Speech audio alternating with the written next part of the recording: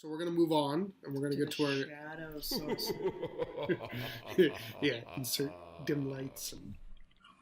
Evil voices. No, but just because you're playing a Shadow Sorcerer doesn't mean you're evil. Come on. It's true, and I love playing characters. This is one of those things that I like doing. I like playing characters that are kind of in that moral gray area, but... Yeah, because then you can get away with doing stuff. It's true, but the reasons need to be, like... explicitly stated. Like, you can't just be like, well, I just do what I want. My player would do that. I'm just doing what my character would do. There needs to be a reason for why they do it. So Shadow, there's like, if you guys just want to like watch a video or read a book on 80 online articles about like the Shadowfell in Forgotten Realms, it's actually really interesting. The whole idea that Mr. the Goddess of Magic, who has had like numerous names, but like she created like this weave of magic that all people draw their magic from. And then her sister goddess was like, I want to do magic too. And then she was like, I know, I'll make my own weave. And she created the Shadow Weave. And this whole idea of the Shadow Sorcerer is kind of like drawing power from this alternate magic. And I love that idea. It's like, oh, there's this other kind of magic. And right there, there's story right there. It's just like, story. Where's this magic coming from? Is it evil or is it just different? I mean, how would you treat somebody who had shadowy powers? And so, like, right off the gate, we got some really interesting... They added one more quirk, and they call it quirks. Specifically for Shadow, but, like, I could see this applying to a lot of other kind of, once again, we're going to do it, edgelord characters. So let's roll for it. One. So, what do we got here? You are always icy cold to the touch. Oh, yeah. It's written differently. Cleaning up the language on the book. I like this because, like, there's not a whole lot to this, but imagine a social interaction. You go to shake someone's hand. It's like, hello, I'm Xanathar. And the other guy is like, hello, I'm Toboggan. Like, why are you so cold? It's really warm today. Why is your hand so cold? It could be off-putting. I mean, have you ever shook a hand that's like icy cold, or maybe it's that Slimy, cold, clammy? Sweaty. It's awkward. Maybe it gives you a negative to your charisma checks when you touch people. Yeah. I mean, it's an interesting thing that you can use. What about like when you hug someone? I mean, I don't know. It's not super important, but it could be like mildly amusing in a campaign. It's ways to be creative. What else did you roll? I rolled a 4, so your heart beats once per minute. This event sometimes surprises you. Oh, you're like the Grinch. My heart grew twice as big. No, this is before that. So again, fun things that can just be flavor dressing to the rest of the campaign. Just a little bit of inspiration. There was only one of the results of the table that we didn't like as much, and because it affects how you role play that we didn't like it. Which is odd considering there's only 6 quirks here. You'd figure they would have came up with another one that doesn't influence how you role play. The one that influences says that you have trouble remembering that living creatures and corpses should be treated differently. Like, why? Like, why add restrictions? I have shadow magic, so I can't tell if you're alive. Are you alive? No. I think you're a zombie. Brains. Yeah, I think I remember something about brains. Still, it's the only quirk on the list that affects directly how you roleplay, as opposed to the beautiful flavor dressing of the other roles. So if I were to roll this on my own character, I'd probably re-roll, because I did not like that. That's fair. All right, so let's talk about our first level abilities. This is similar, but in some ways they improved it, in some ways they nerfed it a little bit, because it's a very good first level ability, don't get me wrong. So, in the Unearthed Arcana, you have dark vision with a range of 60 feet. Pretty good. Mhm. In Xanathars, you have dark vision with a range of 120. 120 feet. Even better. They doubled it. Now, this is really cool. However, what if you're playing a race that already has dark vision? Like, it kind of makes that part of this ability useless. Yeah. Because your dark vision doesn't stack on top of each other. And, I mean, honestly, range of 120 feet is really powerful. So if you only have a dark vision of 60 feet, it's an improvement. And maybe that's why they made that change, because of feedback from people going, well, I have 60 feet already. This has 60 feet. Do I have 120? And they were just like, No. no, but yes. So maybe. And in the Unearthed Arcana, you can cast darkness by spending 1 sorcery point. And you can see through it. And you can see through any darkness spell you cast using this ability. That's super potent. It's That's similar awesome. to what the Warlock can do if they take that invocation. So, like, this is the only other class that can really pierce magical darkness like that. But they change it in Xanathar's guide. They do, and they put a bigger restriction on it. And now it casts 2 sorcery points. Which at first level, I think, is all your sorcery points. Yes. No. You don't get sorcery points at Until first second level. level? It's not in that book. You don't get it until 2nd level. So already you can't use it.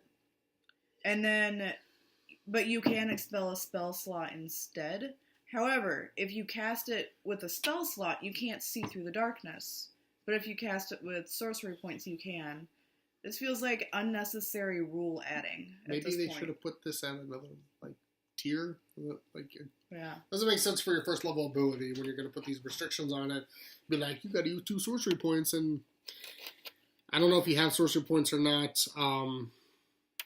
You don't until 2nd level. I mean, Or how about they have access to the whole wizard spell or the warlock spells?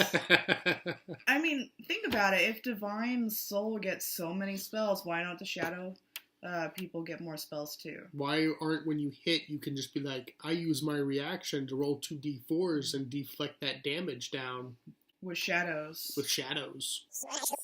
With shadows. With shadows. Nope. So already You it's get dark not, vision. at first level, already it's not as powerful as the Divine Soul. Flavorful, but It's not as very powerful. flavorful. I really do want to play a Shadow Sorcerer. It'd just be really cool. I love the thematic idea of this character. Alright, let's move on to Strength of the Grave. This one didn't change very much. Yeah, so this is mostly the same. There's one key difference. Starting at 1st level, your existence in a twilight state between life and death makes it difficult. Wait, I didn't do it right. You read it. Alright, so let's just skip to the important part. When damage reduces you to 0 hit points, you can make a Charisma saving throw. In the Unearthed Arcana, it's a Con saving throw. Which is There's a huge kind difference. of makes sense, but I understand why they change it to Charisma. I mean, it's nice because you cast spells with your charisma. Obviously, that's going to be your highest stat. Yeah. But, so it's a DC 5 plus damage taken. So if you get just hammered, the DC could be pretty high, but your Charisma saving throw is probably going to be pretty good. But I mean, think about it. Does that really make sense? Do you charm death into letting you stay alive? Well, so, on a success, you drop to 1 hit points. Oh yeah, that's the important Yeah. You can't use this feature if you're reduced to 0 hit points by radiant damage or a critical hit. After the saving throw succeeds, you can't use this feature again until you finish a long rest. But she's right. Does this Why make not a short lot of or sense? long rest? Oh, death. Not now. I'm too pretty. I'm too pretty with my shadow eyeliner. I need to continue being dark in my party and hope that one day they might accept me. Okay. Go back to life. You're good. Or Con. Ow. Oh, I'm okay. Let's go. Con That makes more sense. I mean, they're trying to make It's a good it a little ability. bit more powerful for you, but the reality of it is just, it doesn't quite work. Because of this ability, I desperately want to make a half-orc Shadow Sorcerer, because it's just been like, whack, you go down. Nope, you get back up. Whack, you go down. Nope, you get back up. I mean, the bad guy at that point is just like, oh god, what did I get myself into? They're gonna run away. This is not working. Oh god, I'm the good guy. He's the bad guy. I don't know. I just think it'd be really fun. Mm-hmm. So, Hound of Ill Omen, which... Moving on to our 6th level ability. You know, this is an odd one for me, because I'd have to double check, but I swear there was a Hound of Ill Omen and a Warlock one back in Unearthed Arcana. So it's curious that this Hound shows up twice. I think it makes more sense in Shadow. Yeah. And they clarify, like, how the wolf or hound first appears. Because in Unearthed Arcana, they're just kind of like, you call forth a howling creature of darkness to harass your foes. Where? From the shadows. Is it by your side? He's like, go get him, boy. So they clarified the language a little bit. So as a bonus action, you can spend 3 sorcery points to magically summon a Hound of Ill Omen to target one creature you can see within 120 feet of you. So it's very specific. Tells you exactly what you can do. One guy, you can see him with 120 feet, and because you have dark vision that goes 120 feet, no matter what, he's within 120 feet of you, and he's not like super hidey. So you basically have a range of 90 feet with this spell. Another thing that they changed in the Unearthed Arcana, they're like, the Hound uses a direwolf statistics. And apparently this was something that was important because they were like, it's a monstrosity, or I think it's important for roleplay things. And so the direwolf was just like a beast, and like this is a shadow wolf or shadow hound, and so it's a monstrosity.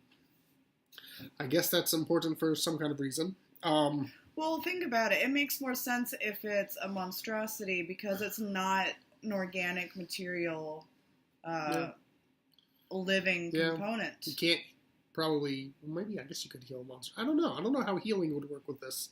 I don't know why you would heal it, but maybe. Well, you don't want it to die. Well, yeah. So the creature can move through objects and people as if they were difficult terrain, so they can kind of like phase through things, which is cool. Ghost pup. Yep. If it ends its turn inside of something, it takes 5 force damage.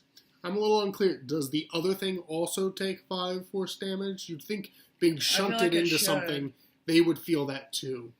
At the start of its turn, the hound automatically knows its target location. That's still the same. So it cannot stay hidden from the pup. So it's just going to like hunt down your foes no matter what. It's like, stick that on like the bad guy's rogue or ranger and be like, haha, try to hide. Ain't gonna work. Would that work? So you could do that to a mage too, and they could go invisible and the thing could still find you. That's pretty handy, actually. Yeah. So and then the rest of the party can find them too. The only other big difference between Unearthed Arcana and this book is they add temporary hit points. So it's not just the direwolf, it's a direwolf plus some hit points. So it gives a little bit more staying power. Which is good because you're spending 3 sorcery points on this. Kind of, yeah, for 3 sorcery points, like, and at 6th level, 3 is a lot. That's half your sorcery points, right there, at 6th level. I kind of don't like how long it stays with you, because it can only stay with you up to 5 minutes. Now, in combat time, that's forever. Mm-hmm. But, like, what if you're hunting somebody down? Yeah, I kind of want to walk around with a shadow hound, like, hey, little fella. If you can have astral wings that last forever as divine soul, I feel like you should have a shadow pup that lasts as long as it dies. I don't know about that, but maybe like... Or an hour. An hour? I think at least an hour. Come on. I mean, going back to D&D books, you know, I realize it's a different kind of magic, but Drizzt, he had an onyx figurine of a Black Panther, and that thing could stay around for a little bit. Wasn't around for one combat. That was his only friend for years, and like he would wait. I think it was like you could only summon him like once every like 3 days or something, but he'd only be there for like an hour. But, like, that was his best friend for years. Like, maybe your edgelord character. The best friend is the Shadow Hound, but he only gets 5 minutes with him. It's not a lot of playtime. So I do agree that the time that it lasts should be a little bit longer than 5 minutes, especially for half of your sorcery points at that level. Okay. But moving on. 14th level ability. It's the same. It's exactly Still the Shadow same. Walk. And it's nice. Kind of stealing a little bit from the monk shadow, way of the shadow. That whole idea of, oh, there's shadow over there, there's shadow over here, now I'm over there. Like, I like it, but at 14th level, you already have access to a bunch of magic that does basically the same. It's nice that Misty Step. this is free, in a sense. I mean, you can move up to 120 feet, so you can just say, screw this battle, I'm gone. And, you know, you can do it as many times as you want because it's not tied to a cooldown, which is nice. But, I don't know. I mean, it's nice. Something better. It's not bad. It's certainly not bad. And then our 18th level is basically the same. They changed the name. It was in the Unearthed Arcana called Shadow Form. And in Xanathar's, it's called Umbral Form. Umbral Form. Which is, I guess, a cooler name, but kind of means the same thing. It's pretty powerful. In the Unearthed Arcana, it costs 3 sorcery points, which, I mean, that's nothing to sneeze at. That's a pretty good amount, but it's really powerful. But they changed it to 6 sorcery points, which none of the other capstone abilities cost sorcery points. I don't like that it's so steep, because that's a third of your sorcery points right there. It's a lot. It is really powerful. It is a really cool ability. In this form, you have resistance to all damage, except force and radiant damage. I guess they threw in force because there's, like, I don't know of anything that has resistance to force off the top of my brain, but radiant damage makes, I guess, sense because shadow... Yeah. I don't know. But I mean, saying that shadows can't be good people. Yeah, it kind of feels that way. Shadows can be good people. But what's cool is, like, you kind of take on that little bit of the shadow fell, like your horn, and you can move through things.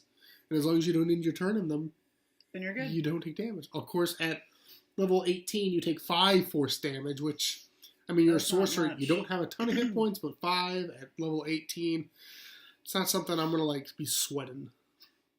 But you can only last in it for a minute. Yeah, 10 rounds of combat, which, I mean, is substantial. Half damage to everything. But this is your capstone ability.